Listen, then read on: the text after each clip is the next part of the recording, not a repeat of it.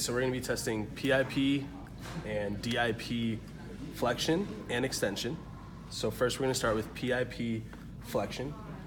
A prime mover of PIP flexion is the flexor digitorum superficialis. So for this, I'm going to stabilize all the way up to her MCP joint, and then I'm going to, with one finger, go right along here. So we're testing the PIP and ask her to resist me upward. This is PIP flexion. Good. And then for DIP flexion, a prime mover is the flexor digitorum profundus. And what I'm going to do is just move up where I stabilize and also where I give resistance. So it's going to be right at the distal portion. So this is DIP flexion, resist me. Good. So then flipping over, we're going to go into PIP extension. So for this, a prime mover for PIP extension is the extensor digitorum.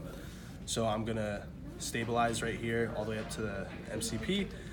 And then with one finger right along here, I'm gonna ask her to push upward. I'm pushing down to resist me for PIP extension.